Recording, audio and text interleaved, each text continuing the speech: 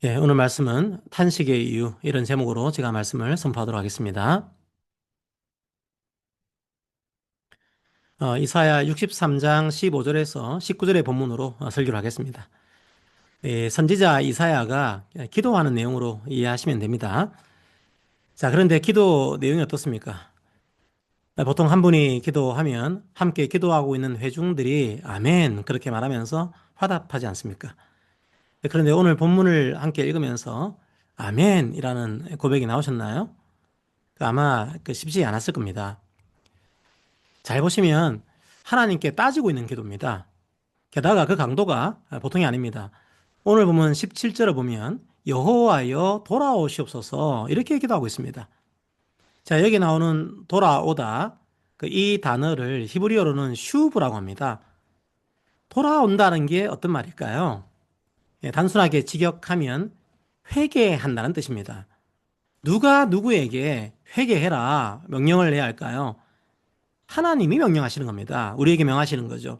그 길에서 돌이켜서 나에게 돌아와라. 회개를 촉구하는 겁니다. 자, 그런데 오늘 본문은 누가 누구에게 촉구하는 겁니까? 선지자가 감히 하나님께 촉구하는 겁니다. 이 본문을 조금 거칠게 표현하면 어떻게 될까요? 하나님, 회개하세요. 자, 이렇게 기도하고 있는 겁니다.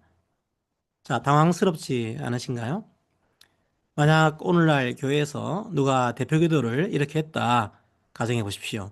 어떻게 될까요? 아마 난리가 날 겁니다. 바로 그 다음 주에 당회가 수집될 가능성이 있죠. 엄청 당황스러운 표현을 쓰고 있는 겁니다. 아니, 그것만이 아닙니다. 이 기도가 당황스러운 이유가 또 있습니다. 본문의 흐름을 보면 훅 치고 들어온 겁니다. 자, 뜬금없이 이런 기도가 나오고 있다는 거죠. 자, 어떤 분이 이렇게 말씀하신 적이 있습니다. 이사야서가 55장으로 마무리되면 어땠을까요? 사실 저도 그런 생각을 예전에 많이 했습니다. 자, 왜 제가 그런 생각을 했을까요? 이사야서가 그렇게 단순하진 않습니다. 자, 하지만 설교를 위해서 조금 단순하게 말씀을 드려보겠습니다. 하나님이 그 당시 이스라엘에게 원했던 게 뭘까요? 바로 정의와 공의를 행하는 겁니다. 하나님의 성품이 뭔지 드러내라는 거죠. 그리고 그 성품을 실제 삶으로 살아내라는 겁니다. 그걸 위해서 이스라엘의 왕들을 세우셨죠. 백성 위에 군림하면서 억압하고 착취해라. 그래서 출세해서 잘 살아라. 그런 목적으로 왕들을 세우신 게 아닙니다. 백성들을 하나님의 공의와 정의로 인도해라. 그런 목적으로 세우신 겁니다. 하지만 다 실패했습니다. 인간 왕들은, 이스라엘 왕들은 다 실패했습니다. 바로 그 내용이 1장부터 39장까지 나옵니다. 자, 그러면 어떻게 해야 할까요? 이제 정의롭지 않고 공의롭지 않은 사람들을 다 쓸어버려야 할까요? 그러면 지구상에 남을 사람은 하나도 없을 겁니다. 그리고 그건 하나님의 성품이 아닙니다. 하나님은 마땅히 죽을 자가 죽는 것도 기뻐하지 않는 분입니다. 하나님은 생명의 하나님입니다. 누구나 다 죄에서 돌이켜서 구원을 받기 원하시죠. 그래서 새로운 왕이 등장합니다. 그리고 그 왕이 정의와 공의를 이룹니다. 하나님을 사랑하고 이웃을 사랑해라 이 뜻을 다 이루십니다. 그래서 백성들을 구원합니다. 그런데 그 왕이 조금 특이합니다. 왕인데 마치 종이 되신 것처럼 고난을 당합니다. 어쨌든 이 왕이 모든 백성의 죄를 다 짊어지고 질리시고 상하시고 죽습니다. 그래서 사람들을 살리시죠. 바로 그 종의 죽음으로 우리는 살게 되었습니다. 그 종의 죽음이 우리 생명의 증거가 되었습니다. 그 종의 죽음을 믿고 그 길을 따르는 모든 사람들이 살게 된 겁니다. 언제까지요? 영원히요. 바로 그 내용이 40장부터 55장까지 나옵니다. 자, 55장의 마지막 절을 읽어드리겠습니다. 자, 55장 13절입니다. 잣나무는 가시나무를 대신하여 나며 화석류는 찔레를 대신하여 날 것이라. 이것이 여호와의 기념이 되며 영영한 표징이 되어 끊어지지 아니하리라. 아멘입니까? 예, 얼마나 아름답게 마무리가 되고 있습니까? 이 연애가 영원히 끊어지지 않는다. 이렇게 55장이 마무리되고 있습니다. 그리고 우리는 이렇게 이사야가 예언한 이 사람, 그러니까 종의 모습으로 오신 이 왕이 바로 예수 그리스도라는 사실을 고백하는 사람들이죠. 예수를 구주로 믿는 모든 자마다 구원을 받게 됩니다. 사도 바울은 종으로 오신 예수님의 죽음을 이렇게 고백하고 있습니다. 로마서 8장 38절에서 39절을 읽어봅시다. 내가 확신하노니 사망이나 생명이나 천사들이나 권세자들이나 현재일이나 장래일이나 능력이나 높음이나 깊음이나 다른 어떤 피조물이라도 우리를 우리 주 그리스도 예수 안에 있는 하나님의 사랑에서 끊을 수 없으리라. 이제 이 사랑은 누구도 끊을 수 없다는 겁니다. 영원하다는 거죠. 하나님께서 영원히 우리와 함께 하시는 것, 바로 그게 구원이고 바로 그게 영생입니다. 그런데 그 구원이 깨지지 않는다는 겁니다. 얼마나 아름답고 멋진 고백입니까? 그래서 오늘 본문에서 읽은 기도가 당황스러운 겁니다. 분명히 하나님께서 약속하셨습니다. 이 사랑이 영원할 거라고 약속하셨습니다. 그렇다면 그 사실을 믿는 사람들은 영원히 하하호호 기뻐해야 하지 않을까요? 자, 그런데 지금 이사야가 어떤 기도를 하고 있습니까? 탄식하고 있습니다. 원망하고 있습니다. 하나님 왜 우리를 떠나셨습니까? 하나님 제발 돌아오세요. 하나님 회개하세요. 외치고 있는 겁니다. 어떤 측면에서는 정말 불경해 보이는 기도를 드리고 있는 거죠. 분명히 하나님께서 약속하셨는데 지금은 하나님이 어디에 계신지 보이지 않습니다. 약속과 현실이 충돌하고 있는 것처럼 보이는 겁니다. 사실 우리도 마찬가지 아닙니까? 예수님을 처음 믿을 때를 생각해 보십시오. 예수님이 내 죄를 용서하시고 구원하셨다. 그 감격이 우리의 삶을 채우지 않았습니까? 자, 하지만 지금은 어떻습니까? 우리 표정이 항상 밝지는 않습니다. 어두울 때도 많죠. 왜 그럴까요? 사실은 저는 당연한 거라고 생각합니다. 힘들기 때문이죠. 여러분들이 발을 딛고 있는 이 땅의 현실이 그렇게 즐겁습니까? 아닙니다. 힘듭니다. 버겁습니다. 주님이 오셔서 우리 삶에 생명과 기쁨의 씨앗을 심어 놓으셨지만 아직은 주님이 다시 오지 않았습니다. 우리는 여전히 힘겨운 이 땅의 삶을 살아가고 있습니다. 얼마나 차별이 많습니까? 얼마나 혐오가 가득한 세상입니까? 직장 생활은 매일매일 버겁습니다. 학생들도 온갖 경쟁 속에서 신음합니다. 돈을 벌려면 취업도 해야 하는데 취업도 만만치 않습니다. 공부하는 사람들도 마찬가지죠. 가정사역을 하시는 분들도 그건 다르지 않습니다. 다시 오시겠다 약속하신 주님은 아직 오시지 않았습니다. 하지만 우리 속에 계신 예수 그리스도를 알기 때문에 우리는 여전히 이런 땅 위에서 나그네처럼 살아가고 있습니다. 물론 성령의 은혜를 힘입어서 살아갑니다. 하지만 쉽지 않습니다.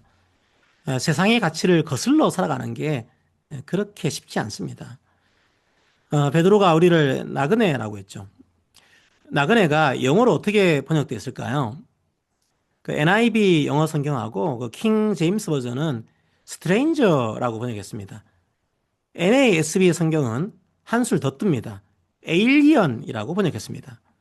우리는 세상의 눈으로 볼 때는 낯선 사람들입니다. 이상한 삶의 방식을 가지고 있습니다. 외계인 같은 사람인 겁니다. 바로 그게 우리 신자의 정체인 겁니다. 우리는 세상 속에서 이 세상의 정의와 공의를 위해서 살아갑니다. 하지만 우리는 십자군의 방식으로 살지 않습니다. 십자가의 방식으로 살아갑니다. 바로 그렇게 살아가는 게 신자들의 삶이죠. 그래서 힘듭니다. 그래서 버겁습니다.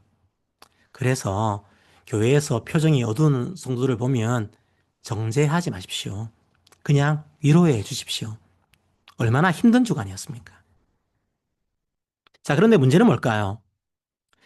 자, 함께 이 약속을 믿고 나그네처럼 살고 있는 신자들이 교회당에 나왔습니다. 여기서는 더 이상 나그네가 아니겠지? 교회에서는 더 이상 내가 이상한 사람이 아니겠지? 주님이 함께 하는 이 교회에서는 내가 에일리언이 아니겠지? 자, 그런 마음으로 이 교회에 나옵니다. 자, 그런데 교회가 다르지 않다면요? 설교 강단에서 어떻게 하면 부자 되는가? 어떻게 하면 출세할 수 있는가? 어떻게 하면 저 사람을 이길 수 있는가? 이런 설교로 채워진다면요. 공예배를 마치고 나서 뒤에서 끊임없이 약하고 연약한 사람들을 비웃는다면요. 세상과 똑같이 차별한다면요. 금식을 하면서 기도한다고 하는데 금식을 하지 않는 사람들을 깔보면서 다투고 때리고 욕한다면요. 손가락질과 허망한 말들이 교회에서도 끊이지 않는다면요. 이사야가 느꼈던 그 감정을 우리도 느끼지 않을까요? 주님의 십자가 은혜가 과연 이 교회에 있는 게 맞습니까? 도대체 주님의 약속은 어디에 있는 겁니까?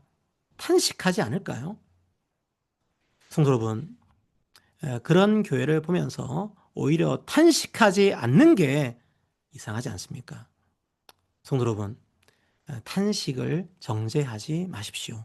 하나님의 약속을 믿기 때문에 탄식하는 겁니다. 하나님의 약속을 소망하기 때문에 탄식하는 겁니다. 믿지 않는 사람들은 탄식하지도 않습니다. 이사야는 바로 이런 이스라엘을 본 겁니다. 그래서 안타까워서 외치고 있는 겁니다. 구약시대의 선지자란 탄식하는 사람입니다. 뭐 점쟁이들처럼 먼 미래를 내다보는 그런 사람이 아닙니다. 하나님께서 맡기신 말씀 앞에 서 있는 사람입니다. 그런데 그 약속의 말씀이 현실의 무기 앞에서 짓밟히고 무시당할 때 그 사실 앞에서 탄식하는 사람입니다. 교회 시대에는 믿는 사람 모두가 하나님의 말씀을 맡은 사람입니다. 우리 모두가 이 시대의 선지자인 거죠. 그러므로 우리도 탄식해야 합니다. 무엇보다도 하나님의 약속을 가진 교회가 그 약속을 가진 사람처럼 살아가지 못할 때 우리는 탄식해야 합니다.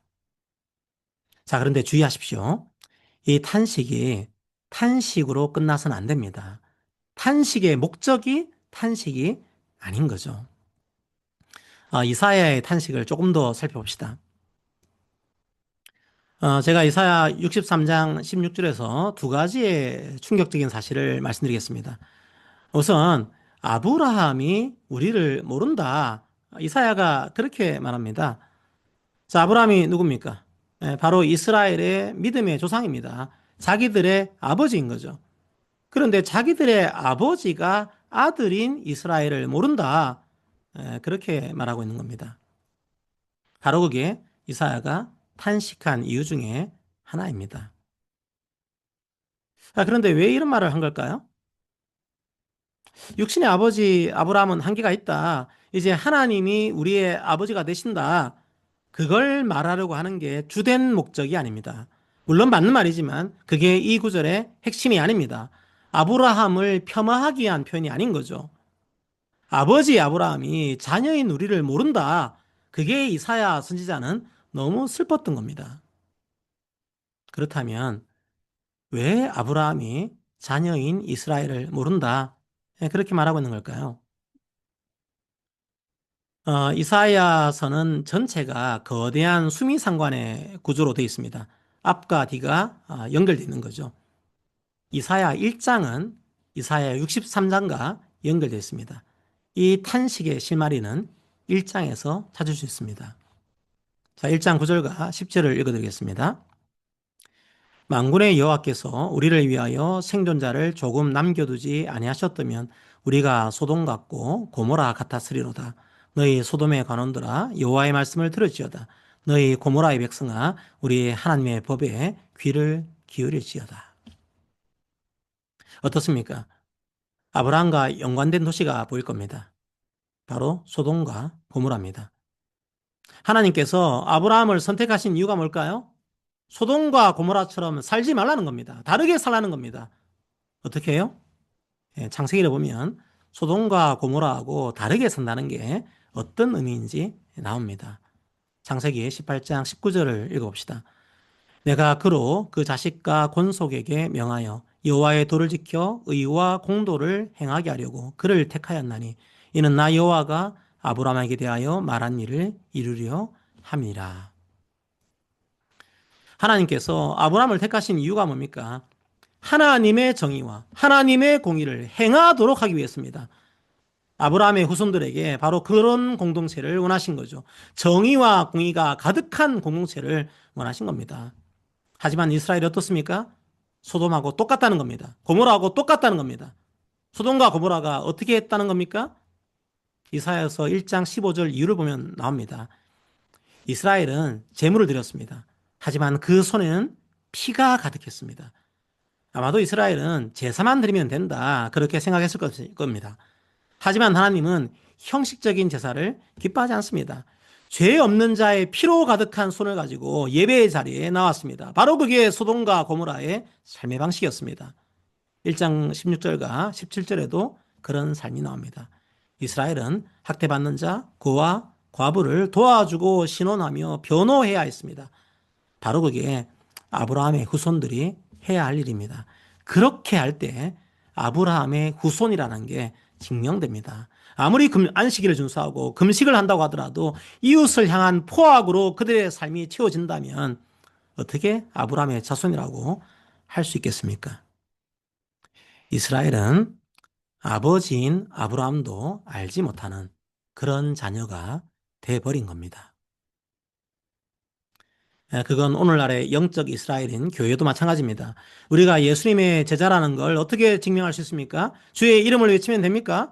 우리가 선지자처럼 말하면 됩니까? 주의 이름으로 귀신을 쫓아내면 됩니까? 주의 이름으로 권능을 행하면 됩니까? 주의 이름으로 부자가 되면 됩니까? 마태복음 7장 21절에서 23절을 읽어봅시다. 나더러 주여 주여 하는 자마다 다 천국에 들어갈 것이 아니요 다만 하늘에 계신 내 아버지의 뜻대로 행하는 자라야 들어가리라. 그날에 많은 사람이 나더러 이르되 주여 주여 우리가 주의 이름으로 선지자 노릇하며 주의 이름으로 귀신을 쫓아내며 주의 이름으로 많은 권능을 행하지 아니하였나이까 하리니 그때 내가 그들에게 밝히 말하되 내가 너희를 도무지 알지 못하니 불법을 행하는 자들아 내게서 떠나가라 하리라.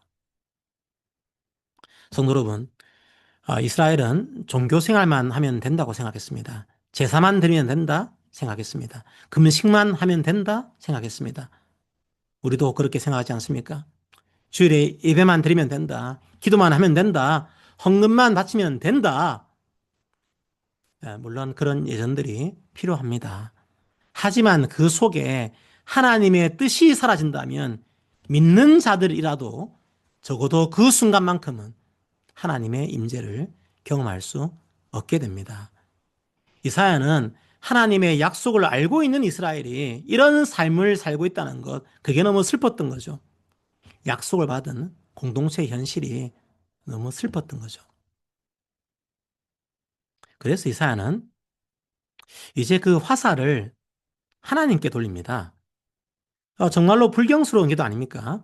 자기 민족이 죄를 지었는데 그 죄를 하나님 탓으로 돌리다니요. 네, 그럴 수 있는 겁니까? 성도 여러분, 이사야가 지금 하나님을 부정하는 겁니까? 아닙니다. 이사야가 왜 그렇게 하나님을 원망하는 겁니까? 왜 하나님께 이런 말도 안 되는 표현을 쓰고 있는 겁니까? 이사야가 하나님을 어떻게 부르고 있습니까? 16절에 보십시오. 주는 우리 아버지시라. 바로 우리 아버지. 이렇게 부르고 있습니다. 조금 오늘 본문과 다른 맥락이긴 한데요.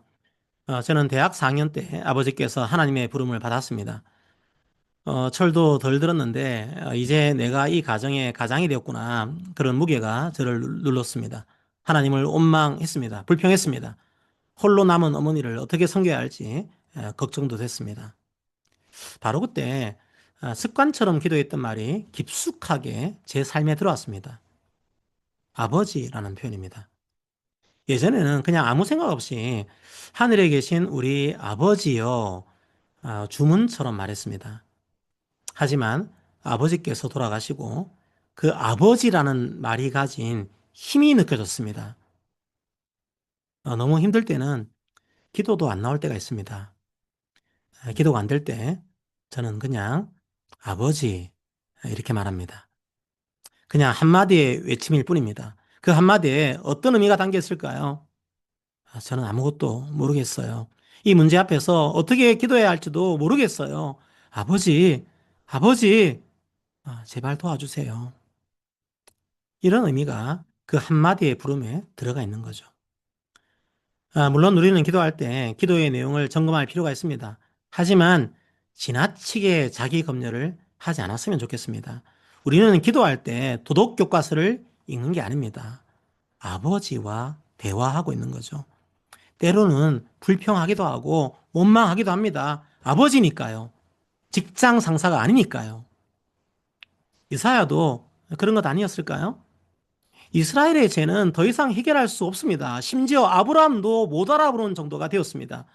아버지가 아니고서는 이 죄의 문제를 해결할 수 없다. 그걸 알기 때문에 이렇게 탄식하면서 기도한 것 아니었을까요? 약속을 해놓고서 어찌하여 그 약속을 안 지키십니까? 아버지만이 할 수 있는데 도대체 어디 계십니까? 그걸 선포하고 있는 거죠. 아버지만이 할 수 있기 때문에 그 아버지를 부르고 있는 겁니다. 주님이 약속을 지키는 분이라는 걸 알기 때문입니다. 그걸 알기 때문에 도대체 언제까지 놔두실 겁니까? 탄식하고 있는 거죠. 탄식이 아니라 믿음입니다. 약속하셨으니까 이루실 거다. 그걸 믿은 겁니다. 그런데 왜 이 약속을 안 지키십니까? 도대체 언제까지 그러실 겁니까? 가장 친밀하게 아버지라고 부르면서 탄식한 거죠. 바로 그게 이사야가 탄식한 이유입니다. 죄가 있는 곳에 하나님은 임하지 않습니다. 그런데 하나님께서 오셔야만 이 죄의 문제를 해결할 수 있습니다. 자신에게 딜레마인 거죠. 그래서 이사야가 아버지께 탄식한 겁니다.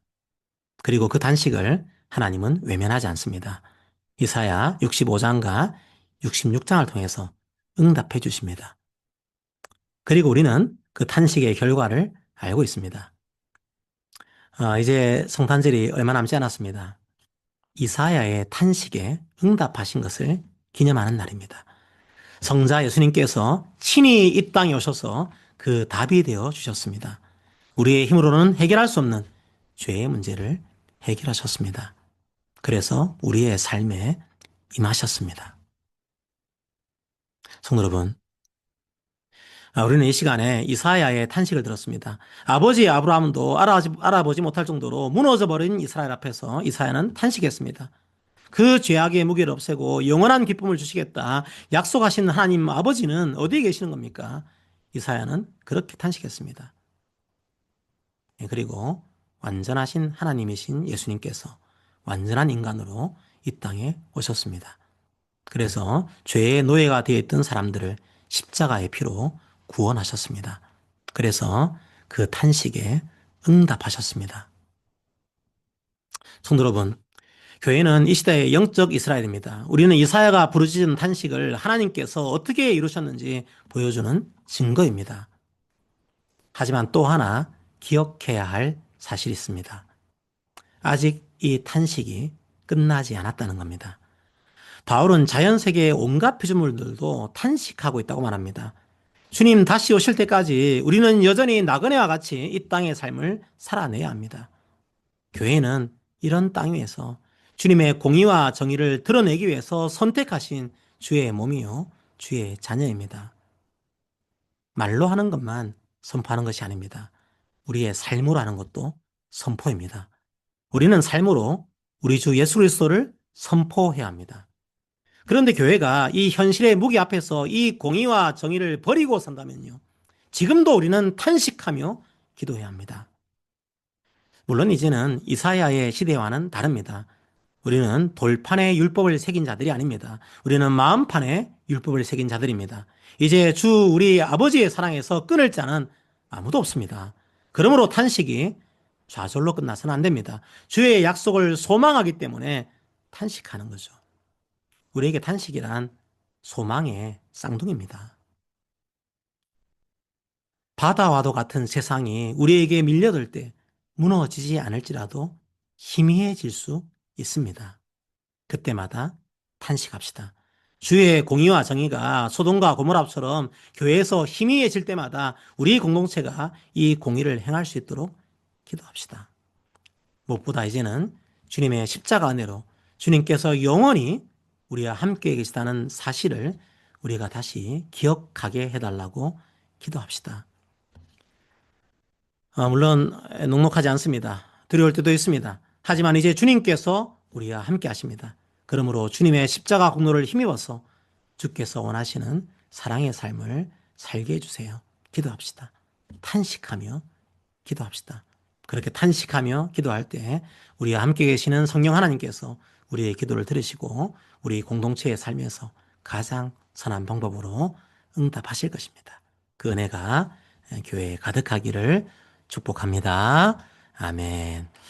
여러분들이 얼마나 하나님을 아버지라고 이제 부르는지 모르겠습니다. 이 시간 찬양할 때 하나님, 우리 아버지 이렇게 한번 불러가면서 찬양하기로 합니다. 함께 아버지의 마음 우리가 조금 더 닮아가기 원합니다. 함께 찬양합시다.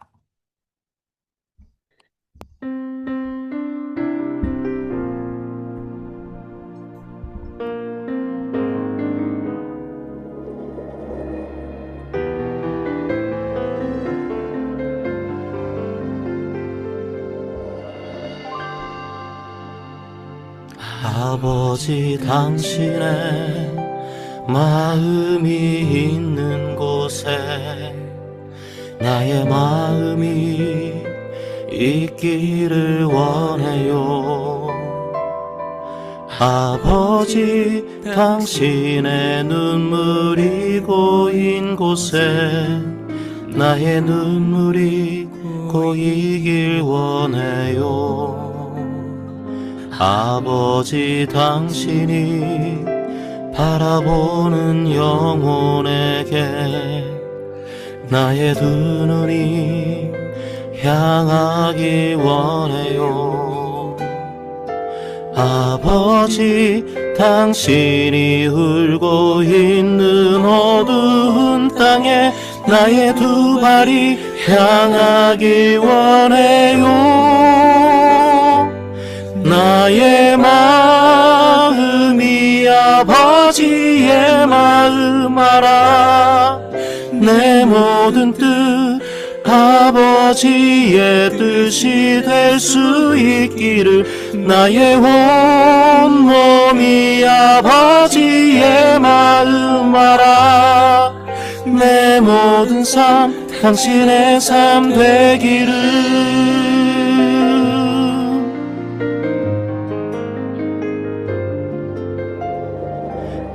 아버지 당신의 마음이 있는 곳에 나의 마음이 있기를 원해요.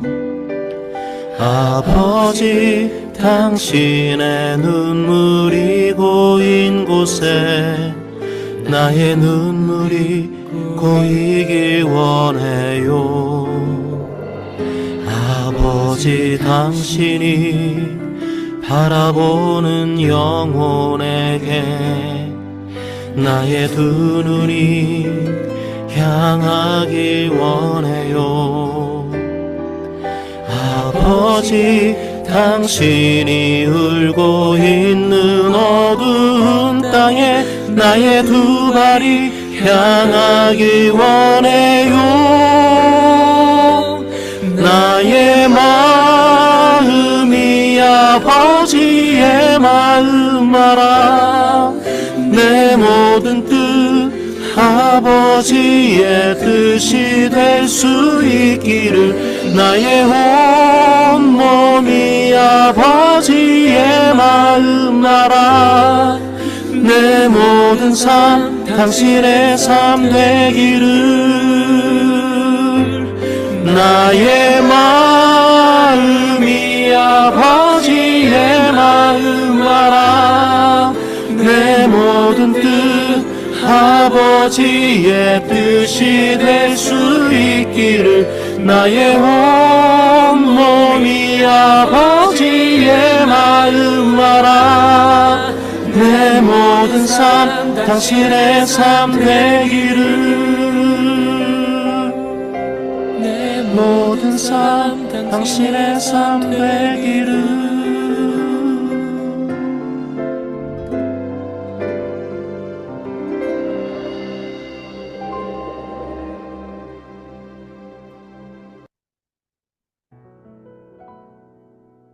말씀을 기도하며 생각하면서 우리 기도합시다. 여러분, 탄식이 사라진 시대를 우리는 살아가고 있습니다. 그 시대의 선자들은 무너진 공동체를 보며 탄식하는 사람들이었습니다. 이제 예수님을 구주로 믿는 우리 모두가 바로 이 시대의 선지자입니다. 선지자에게 필요한 것은 하나님의 공의와 정의를 행하지 못하는 교회 공동체의 모습을 보면서 아파하는 겁니다. 슬퍼하는 겁니다. 하지만 탄식이 좌절로 끝나지 않기를 원합니다. 주님께서 이 탄식을 기쁨의 찬송으로 바꿀 것을 믿읍시다. 이 탄식이 불평과 불만의 저주 소리가 아니라 소망의 기도가 되기를 이 시간 함께 기도합시다. 주께서 흔히 그 소망이 되어서 이 땅에 오셨습니다. 함께 오늘 말씀을 기억하면서 기도합시다. 예, 서로가 서로에게 권면하도록 하겠습니다. 사랑하는 성도 여러분, 교회는 주의 공의와 정의를 이 땅에서 선포하는 공동체입니다. 주의 십자가 공로를 힘입어서 함께 걸어가는 공동체입니다. 그 길에서 벗어날 때마다 탄식합시다. 그때마다 아버지께서 우리의 길을 돌이키시고 우리에게 주신 영원한 약속을 기억나게 하실 것입니다. 그 은혜가 가득하기를 축복합니다. 아멘. 자, 이사야의 탄식에 응답한 내용이 이사야 65장에서 66장에 나옵니다. 오늘은 설교하지 않았지만 한번 그 위로 중에 한 구절을 이제 읽어보도록 하겠습니다. 주님께서 오셔서 우리를 위로하셨습니다. 함께 66장 13절을 읽도록 하겠습니다. 어머니가 자식을 위로한 같이 내가 너희를 위로할 것인즉 너희가 예루살렘에서 위로를 받으리니. 아멘. 이 위로가 가득한 이번 한 주가 되시기를 축복합니다.